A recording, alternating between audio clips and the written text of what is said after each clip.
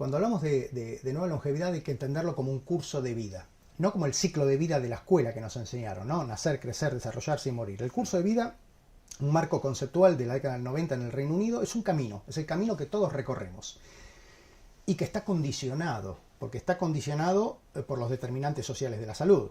Hoy en salud pública, en epidemiología, decimos que más importante que el código genético que tus padres es el código postal, donde naces, ¿no? O sea, eso es determinante. Entonces, me parece que eso es lo primero. Y frente a eso, entender la importancia de la pedagogía de la longevidad. ¿Qué es esto? Es entender, hacerles entender a mi hijo, a las generaciones más jóvenes, que lo que estamos hablando no es un tema de viejos ni de personas mayores, ni de mediana edad. Es un tema que nos atraviesa a todos. ¿Por qué? Fíjate algo, en el siglo XX hablábamos y nos planteábamos cómo darle de comer a un planeta superpoblado. Hoy eso no va a ocurrir. O sea, ya España está perdiendo población, o sea, no por la inmigración, pero si vamos al español, está perdiendo. No solo España, Japón. Japón desde el 2016 viene perdiendo un promedio de 200.000 habitantes anuales.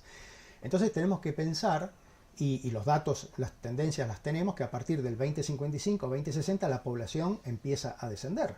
La tasa de fertilidad, todo el mundo estamos hablando de esto. Entonces, me parece que ahí hay que pensar en esa pedagogía de la longevidad, de explicar a las generaciones más jóvenes que van a tener que trabajar más, que van a tener que ser más sanos, que van a tener que reinventarse y que básicamente van a tener que empezar a valorar algo que se está dando solamente en esta época. Que yo tuve el privilegio de vivirlo. Yo conocí 3 bisabuelas mías y disfruté a mis 4 abuelos. A ver, yo creo que sí, claramente, creo que es la enfermedad. Hace tiempo se armó una polémica, se suscitó una polémica de la mano de la Organización Mundial de la Salud con el Código Internacional de Enfermedades sobre justamente si envejecimiento era enfermedad.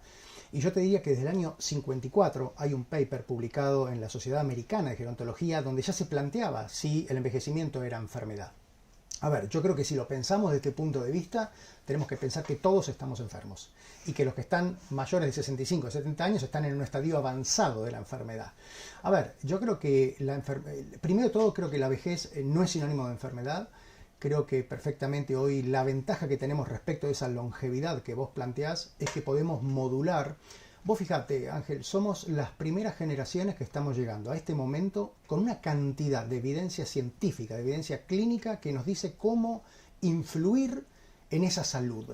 Hoy es muy clara la evidencia. Sabemos que hábitos de vida saludable, con un poquito de suerte, también hay que decirlo, nos van a hacer vivir más y posiblemente mejor. O mejor dicho, al revés. Mejor y posiblemente un poco más.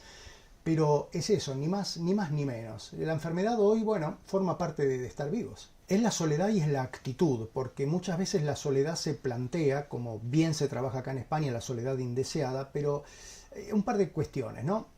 La actitud, que es el estado de ánimo frente al cual una persona confronta o afronta una determinada situación, es cardinal. O sea, hoy tenemos evidencia, la doctora Becca Levy en la Universidad de Yale publica permanentemente papers y básicamente hoy sabemos que la persona que de alguna manera no se lleva bien con el paso del tiempo llega a vivir hasta 7 años menos. Eso lo tenemos muy estudiado. Ahí viene donde entra esta variable que vos mencionas, que es la soledad. La soledad no es un tema de personas mayores. La soledad nos acompaña a todos a lo largo de la vida. Hay estudios en estudiantes universitarios que muestran que la mayor parte se han sentido solos. Yo creo que el ejercicio que tenemos que hacer es la preparación para entender que la soledad forma parte de nuestras vidas y cómo afrontarla. La soledad se plantea cuando varía, cuando se altera ese ecosistema social, emocional que tenemos todos a nuestro alrededor. Si vos mirás las curvas, el curso de vida de una persona, tenemos muchos amigos o amistades o vínculos, escuela primaria, escuela secundaria. Vas a trabajar, haces pareja, familia, ahí baja porque la energía y el tiempo se limita. Pero el gran escalón que tenemos estudiado es después del retiro laboral. El estudio longitudinal de Harvard, el que está liderando Robert Baldinger, muestra que las personas que mejor, digamos, de alguna manera pudieron afrontar ese cambio son las que pudieron mantener vivo ese ecosistema. Y acá un mensaje. Todos sabemos, el vínculo emocional, el vínculo afectivo tiene distintas intensidades. Hay personas con las cuales un café cada 15 días te alcanza y te sobra. Con otra te puedes ir de vacaciones y con otra puedes compartir el resto de tu vida. Pero lo que tenemos que hacer frente a esa preparación es salir a buscar esas personas donde además en la segunda mitad de la vida ya sabemos con quién queremos estar bien y quién nos hace perder el tiempo. Nos volvemos más selectivos, eso hay que decirlo. La política pública hoy tiene que entender que las personas mayores, dentro de esa diversidad que hablamos, son el grupo más educado, más conectado y más comunicado que ha dado la historia. Son las personas, son la mitad de los regalos que reciben los niños en Irlanda, son el 75% del consumo en Estados Unidos doméstico, son prácticamente la mitad de los padres que ayudan a los hijos en Francia, que todavía viven con ellos, son en muchos hogares como en Argentina el único ingreso regular económico por la jubilación. Entonces esto también nos tiene que dar lugar a empezar a trabajar otro tipo de conversación, ¿no? Y te doy un ejemplo. Aquí en España, los parados mayores de 50 años son el grupo de personas que está más tiempo fuera del mercado formal. Y 3 de cada 4 piensan que no van a regresar.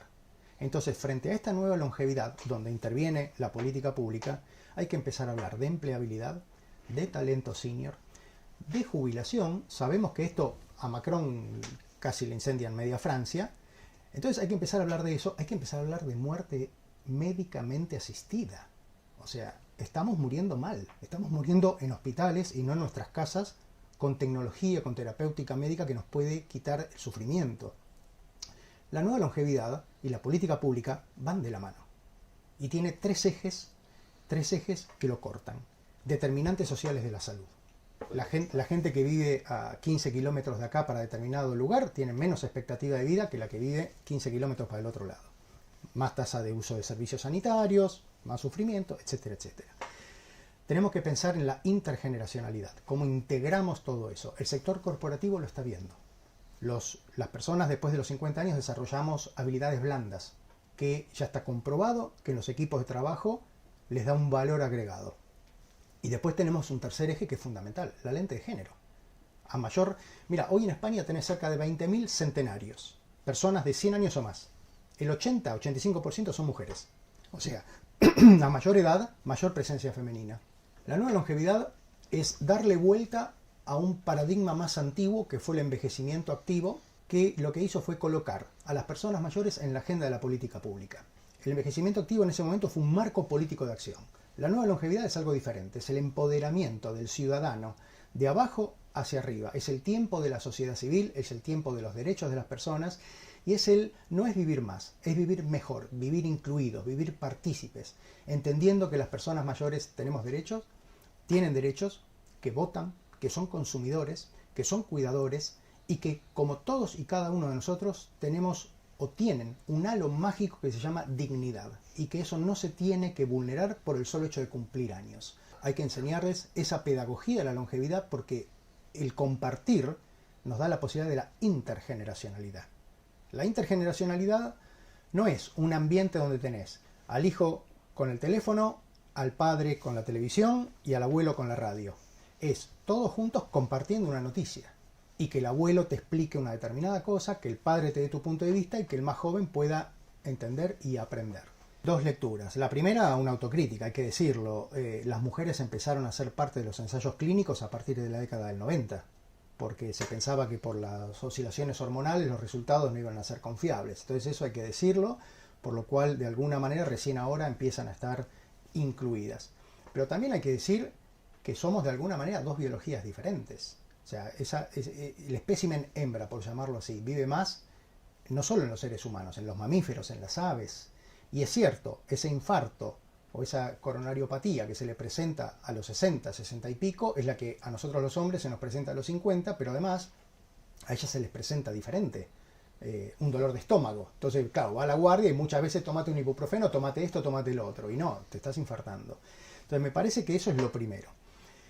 Lo segundo, y ahí tenemos una responsabilidad muy fuerte quienes hacemos docencia. En mi caso, como profesor titular de medicina en Argentina, porque además mis estudiantes de quinto año, 8 de cada 10 son mujeres, que este es otro fenómeno, la feminización de las ciencias de la salud. Entonces me parece que eso es un punto a observar. El edadismo es una herida autoinfligida a nuestro propio futuro. Entonces lo que tenemos que entender que la nueva longevidad, la longevidad en sí mismo, no es un tema de personas mayores, es un tema de cada uno de nosotros donde tenemos que lograr cambiar esto, porque si no nos va a afectar a todos Y además sabemos que esa discriminación, que ese abuso, provoca problemas de salud, provoca sufrimiento y provoca muerte prematura. Sabemos cuántas son las personas mayores, sabemos dónde viven, sabemos cómo consumen, pero no las conocemos, no hablamos con ellas. Y para tratar a personas mayores tenés que conocerlas. Porque uno de los riesgos que estamos viviendo con toda esta explosión de la longevidad es que se está romantizando un momento de la vida que es muy difícil. Envejecer no es fácil. Yo trabajo con personas mayores hace más de 30 años y te puedo asegurar que para algunos están muy bien y hay mucha gente que está muy mal. Entonces hay que entender que la diversidad es la regla. Cuando vos les preguntás a las personas mayores, todos saben, todos identifican qué les trae, y mirá cómo te lo digo, bienestar.